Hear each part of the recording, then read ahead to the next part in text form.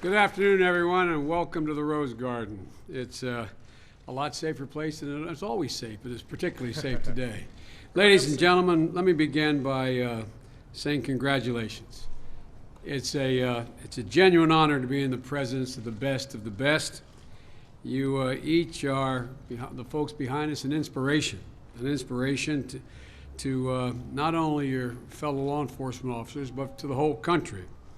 And the President and I recognize, and have for a long time recognized, the bravery you display simply by putting on that shield every morning, strapping on a sidearm, kissing your husband or wife goodbye, and walking out, knowing that you don't know with any degree of certainty what's going to greet you.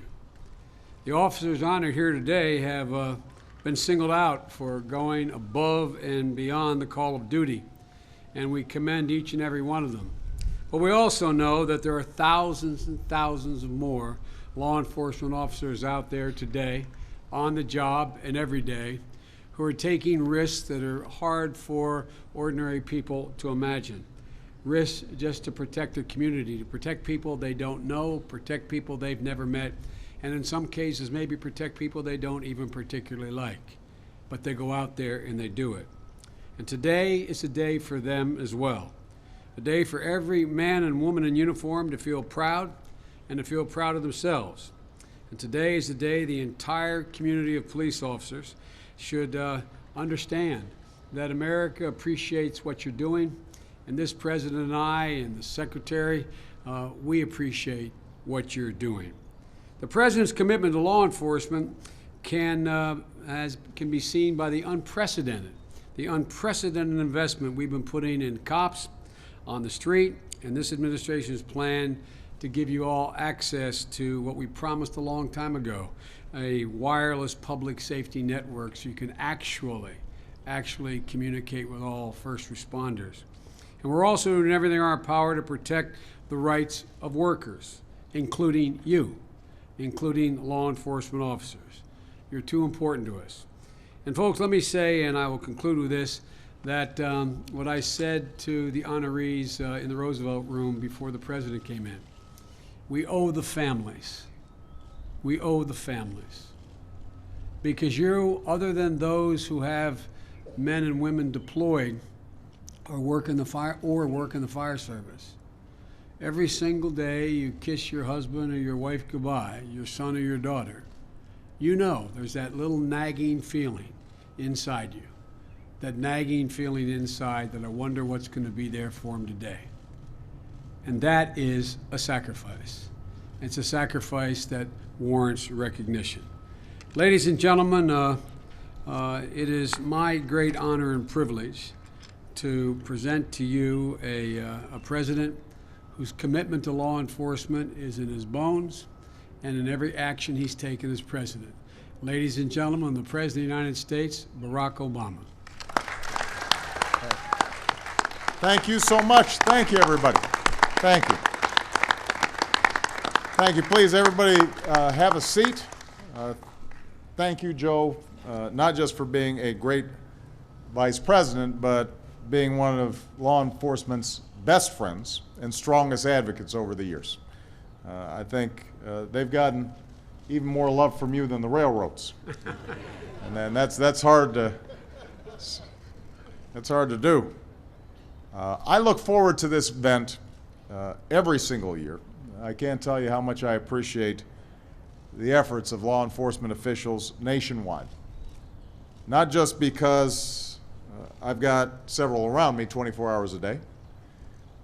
I have had the special honor of meeting police officers and law enforcement officials in all 50 states.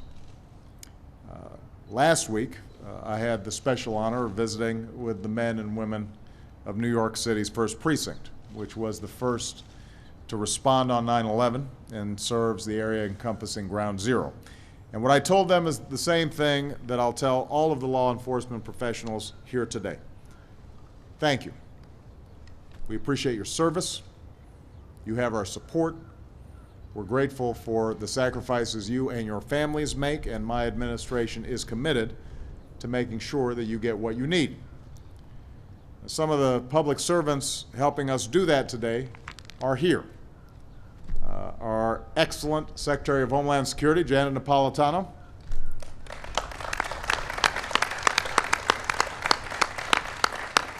Our Director of the Office of National Drug Control Policy, Gil Kurlikowski, is here. A longtime police officer who also served as police chief in 4 different cities. I'd also like to say that today I am seeking a 2-year extension for FBI Director Bob Mueller. And in his 10 years at the FBI, Bob has set the gold standard for leading the Bureau. He's improved the working relationship with local law enforcement across the country. And I hope that Democrats, led by Judiciary Chairman Pat Leahy, who's here, as well as Republicans in Congress, will join together in extending that leadership for the sake of our nation's safety and security. We've also got several elected officials here today, and I'm grateful for their service and their support of law enforcement, and obviously I want to welcome the leaders of the National Association of Police Organizations, including your president, Tom Nee, and your executive director, William Johnson.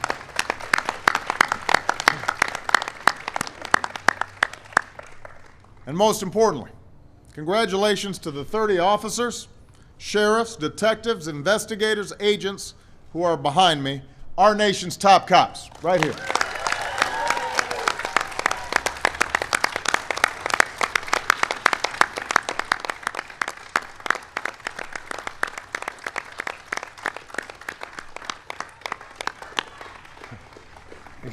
I got the Montana crew hollering at me.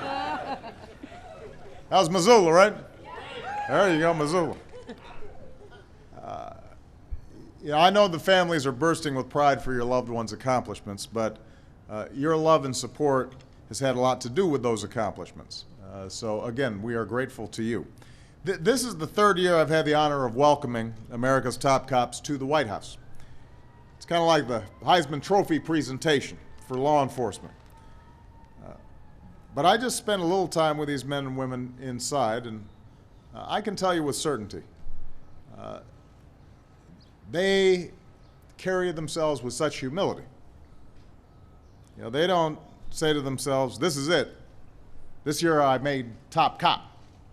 I'm going to train, put in long hours, and go to Washington and stand with the president. That's not why they do what they do every single day. None of them put together a PR package for our consideration. Some of them are still recovering from gunshot wounds suffered in the line of duty. Some have heavy hearts for partners who've been lost, and they commit themselves to their memory. And all would put forward others in their units who they would say are just as brave or just as dedicated or just as capable or just as deserving of this recognition.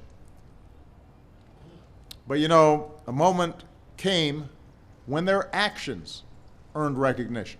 It wasn't talk, it was what they did. They didn't know it that morning as they pinned on a badge or strapped on a vest or holstered a weapon. But that day, something would happen that would make them worthy of this honor. Whether it was a random act of bravery or a successful outcome that was the result of months or even years of painstaking and dangerous police work.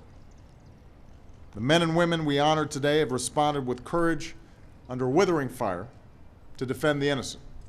They've skillfully rescued women and children from armed gang members and have saved the life of a shooting victim when there wasn't time for paramedics to arrive.